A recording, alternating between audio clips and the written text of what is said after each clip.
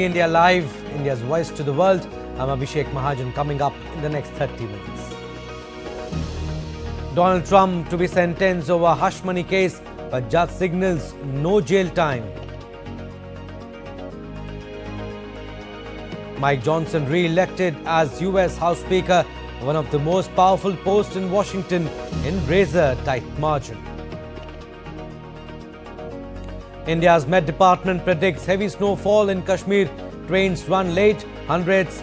Flights face delays as dense fog engulfs Delhi. And in cricket, Rishabh Pant scores quick-fire 50 to light up Sydney. 14 wickets tumble in a single day on visibly green top.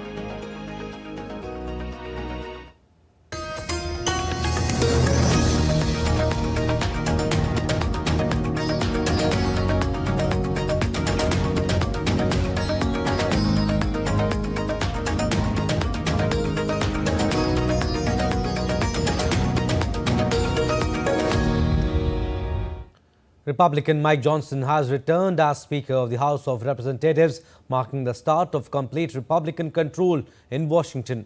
President-elect Donald Trump previously endorsed Johnson for the role of House Speaker, saying a win for Mike today will be a big win for the Republican Party. The Speaker wields key influence in Washington by presiding over House business and is second in line to the presidency after the Vice President. Voting in a new Speaker is the first requirement of the new session of Congress, and without that leader in place, the chamber cannot move on to any other function.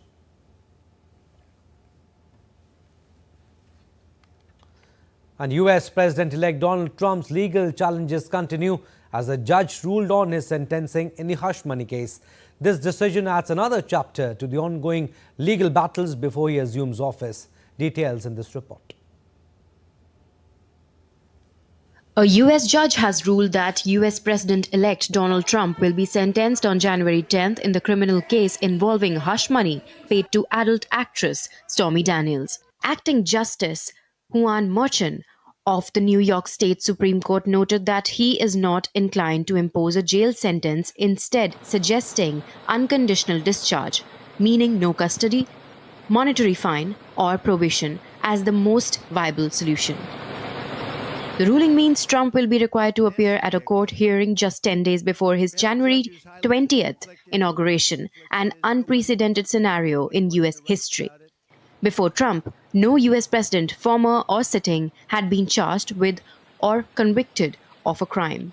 Trump may appear at his sentencing either in person or virtually.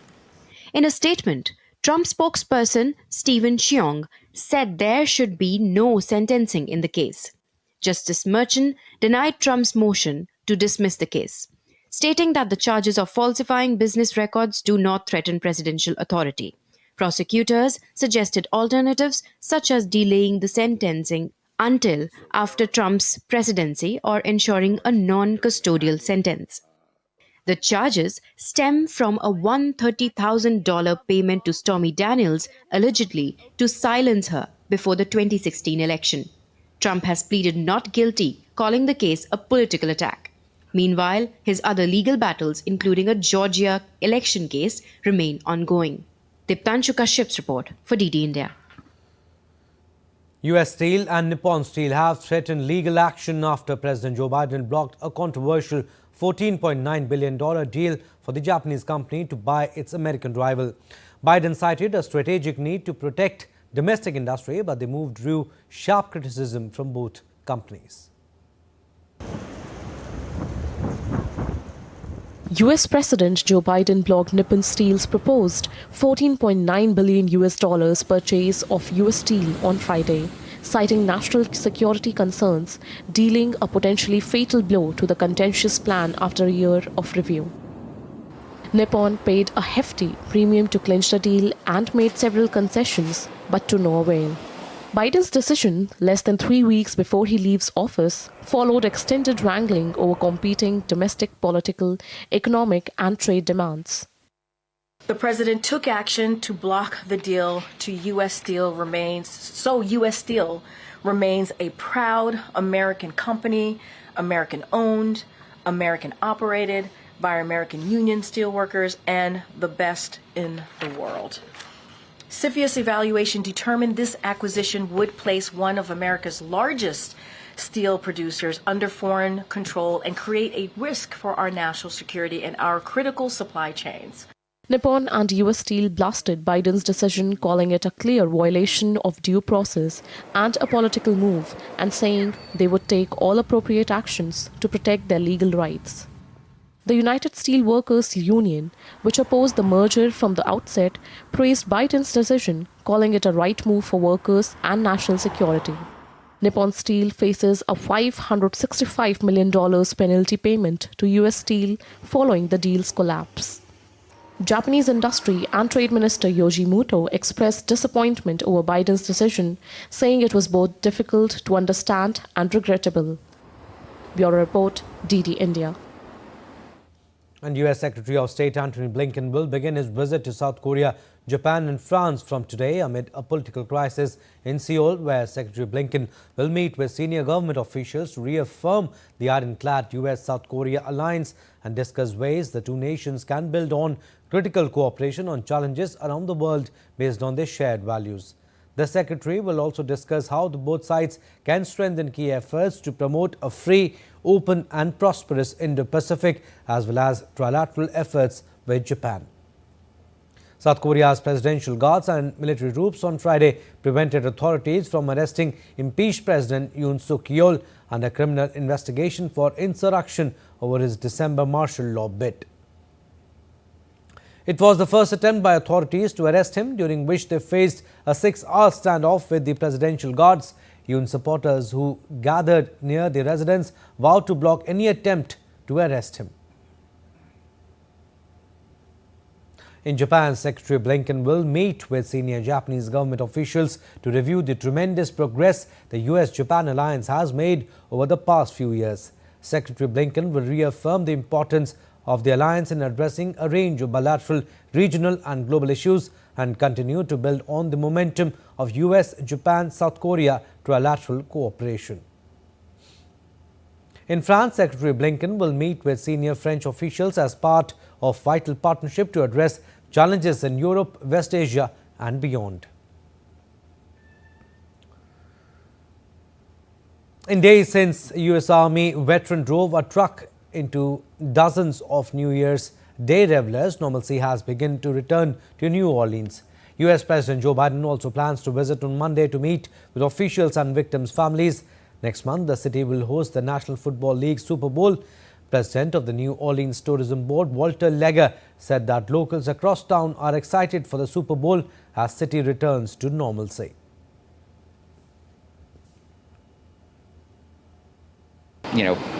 I think asserting their defiance and saying that nothing is going to disrupt this special place, nothing's going to prevent us from gathering in a unique and remarkable way in a unique and remarkable city. And new details have emerged about the Tesla Cybertruck explosion outside the Trump International Hotel in Las Vegas. Authorities have ruled out any animosity towards President-elect Donald Trump and revealed insights into the suspect's mental state. Yash Chaturvedi brings us the latest updates.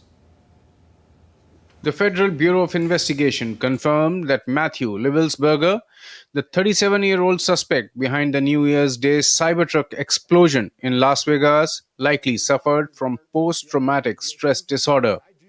He does offer additional information that is varying on the spectrum in terms of political grievances, issues about the conflicts elsewhere, not here, domestic issues, societal issues, a variety of other things, including personal challenges as well. The FBI also said that the suspect had no animosity towards President-elect Donald Trump. We have interviewed family members, friends, the subject's associates, and military members that he served with around the globe. Through these interviews, we've found that the subject held no animosity towards the president-elect. The Las Vegas Metropolitan Police Department shared findings from Livelsberger's Notes app, where he documented his activities leading up to the incident. A highly decorated army soldier, Matthew Livelsberger, has left many letter notes saying it was a stunt to serve as a wake-up call for the country's ills. He also wrote that he needed to cleanse his mind of the lives lost of the people he knew and the burden of the lives he took. But we're able to take this phone and be able to extract the data using a variety of different tools. And in that, we've identified a whole variety of information. But one thing in particular is there was an application in there that the suspect used to take notes. In that application, one of the notes is titled Surveillance Log by the Suspect. It appears to be more of a journal of activity. It dates for about 10 days leading up to the incident, from December 21st to December 31st of this past year. Authorities also emphasized that the Cybertruck explosion appeared unrelated to the deadly truck attack in New Orleans. FBI officials reiterated there was no definitive link between the two events. Investigators are continuing to piece together the timeline and motive behind the Cybertruck explosion, as questions remain about Levelsberger's mental health and state of mind. Bureau Report, DD India. And police in Seoul blocked a march by anti-Yoon protesters on Saturday who were heading towards the official presidential residence. This comes after President Yoon Suk-yeol briefly imposed martial law, sparking widespread protest and condemnation from opposition parties. The martial law declaration, which was later reversed, had outlawed all forms of political activity, including protests and demonstrations. The move was widely seen as an attempt to suppress opposition and consolidate power. The international community is also keeping a close eye on developments, with the US State Department issuing a security alert advising Americans in South Korea to exercise caution. Staying with South Korea, investigators on Saturday expect to compile the complete transcript from the cockpit voice recorder recovered from the wreckage of the Jeju Air Boeing 737-800 that crashed on Sunday. The ministry said investigators have recovered one of the plane's two engines and plan to retrieve the other on Saturday. They also aim to study the plane's tail and landing gear at the crash scene. The ministry, which is conducting checks on all of the Boeing 737-800 planes operated by Korean Airlines, plans to require immediate corrective measures if problems are found. Now, America's top doctor has called for risk warnings on alcoholic beverages similar to the labels on cigarettes, following new research that links the drinks to 7 types of cancer. To see the light of the day, it would require an act of Congress to change the existing warning labels, which have not been updated since 1988. Details in our next report. According to an advisory by the US Surgeon General Vivek Murthy, alcoholic drinks should carry a label warning consumers about their cancer risks, noting that alcohol consumption increases the risk of developing breast, colon, liver, and other cancers. Vivek Murthy also called for the guidelines on alcohol consumption limits to be reassessed so that people can weigh the cancer risk when deciding whether or how much to drink. Cancer epidemiologists have welcomed the advisory. We have control over our choice to drink alcohol or not.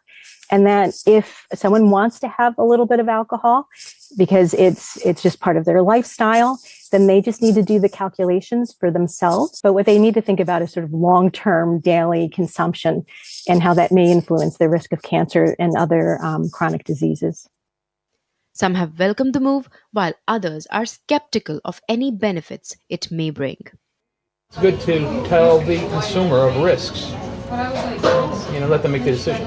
Well, I think even though it might not help, it might make people stop and, take a second thought about it. So in that respect, it may help a little bit. I disagree with the extra input and the expense of trying to label things like that. We're adults. You have to be 21 to drink. You should be able to know. I think a lot of things can cause cancer, and it doesn't stop people from partaking and enjoying these things. I think that alcohol can also lead to a lot of other things other than just cancer, probably.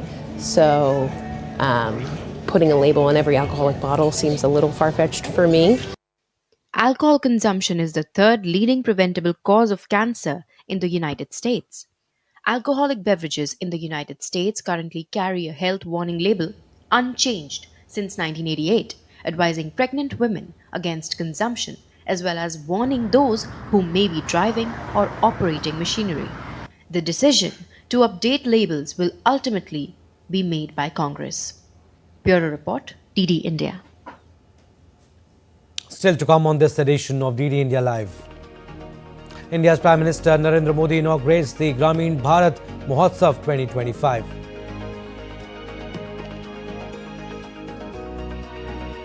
World number 1 Arena Sabalenka to take on Mira Andreeva in Brisbane International semi-finals on Saturday. International World Braille Day today will get you the significance of this day.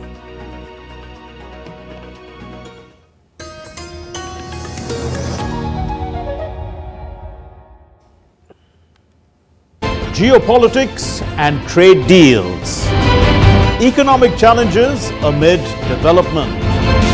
Hard work and the path to prosperity. It's the economy always. Between walkers, money is what money does and says. Supply creates its own demand. Between the bulls pulls and bears tears.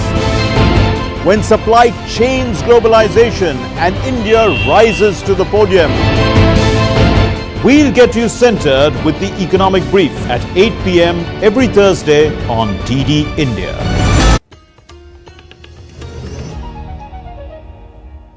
Welcome back. You're watching DD India Live. I'm Abhishek Mahajan. India's Prime Minister Narendra Modi inaugurated the Grameen Bharat Mahotsav 2025 today at Bharat Mandapam in the national capital. While addressing the gathering, the Prime Minister emphasized the importance of implementing economic policies that cater to every section of rural India. ग्रामीण अर्थव्यवस्था की मजबूती के लिए बहुत आवश्यक है कि गांव में हर वर्ग को ध्यान में रखते हुए आर्थिक नीतियां बने।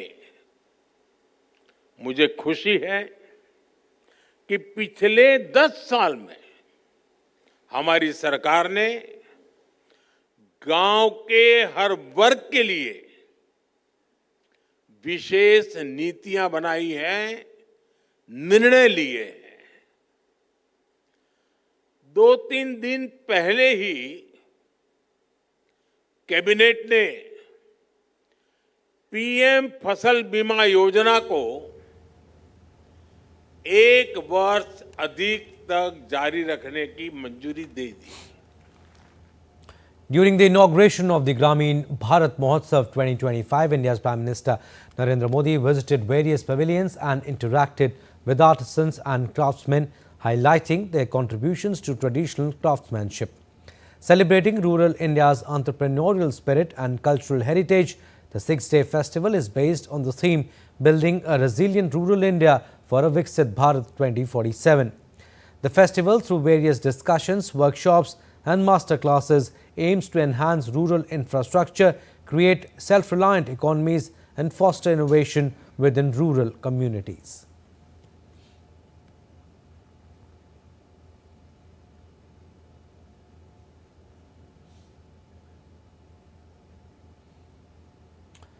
The Kashmir Valley is presently in the grip of its 40-day long period of acute cold called Chilai Kalan.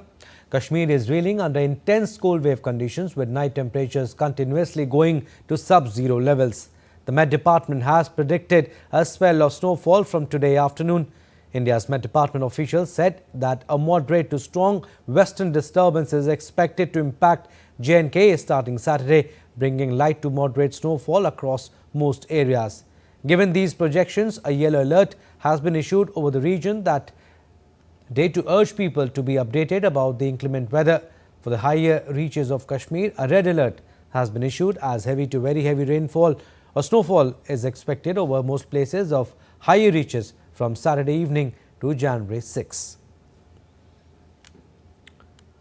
North Indian state of Himachal Pradesh is expected to witness a change in weather again. Light rain was reported in Lahaul Spiti in the past few days and the western disturbance is expected to affect the region soon. According to Kuldeep Srivastav, director of the Met Department, the western disturbance will start affecting several areas in Himachal Pradesh from Saturday evening, leading to snowfall in higher reaches of the state by January 7 morning. Rain and light snowfall are expected in mid-hill areas, while the plains may witness rain and cold wave.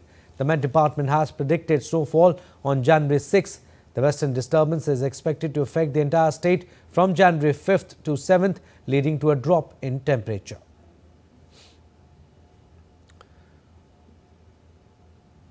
And the impact of intense cold wave in the Kashmir Valley can be seen all over North India as cold wave conditions continue. A thick blanket of fog enveloped India's national capital, Delhi, on Saturday, reducing visibility and affecting traffic. The city woke up to a chilly morning with a dense fog cover. The visibility was recorded 0 in several parts of North India, including Delhi's Hindon and Palam airports. Trains are also reported to be running late due to low visibility. As Delhi suffered a dip in its air quality on Friday, the Commission for Air Quality Management implemented Stage 3 of the Graded Response Action Plan, or GRAP, across the National Capital Region.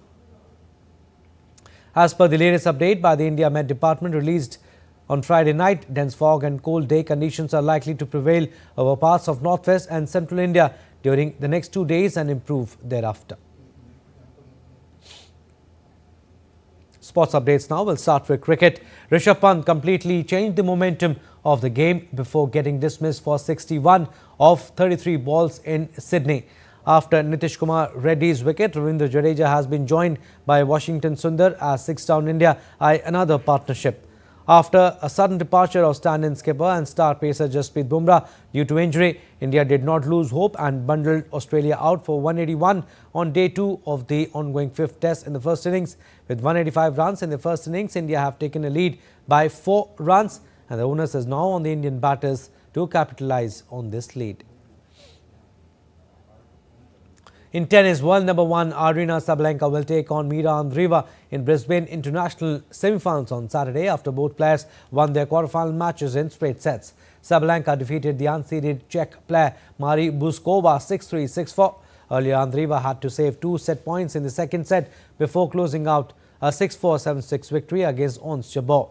Sabalenka has eased into the 2025 season with a string of solid performances before her Australian Open title defence next week. She has now won 26 of her past 27 matches in Australia, a run that includes 2 consecutive Australian Open titles, a WTA 500 title in Adelaide and a final last year in Brisbane. American Olympic medalist and former world champion sprinter Fred Kerley was tased and then arrested in Miami Beach following a clash on Thursday. Kerley was a bronze medalist in 100 meter at the Paris Olympics last year and silver medalist in Tokyo. He was found to be involved in a scuffle with police and was tased by them after trying to force his way into an active investigation scene. The 29-year-old had approached the scene in South Beach to ask about his car, which was parked near the scene, and police said he showed an aggressive demeanor and ignored orders to back away before a scuffle began. Kerley was charged with resisting arrest without violence, battery against an officer and disorderly conduct. In November 2018, the General Assembly decided to proclaim 4th January as World Braille Day, recognizing that the full realization of human rights and fundamental freedoms relies on an inclusive written promotion. World Braille Day, observed on January 4th, commemorates the birth anniversary of Louis Braille, the visionary who developed a tactile script that revolutionized communication for blind and partially sighted individuals. World Braille Day, celebrated since 2019, is observed to raise awareness of the importance of Braille as a means of communication in the full realization of the human rights for blind and partially sighted people.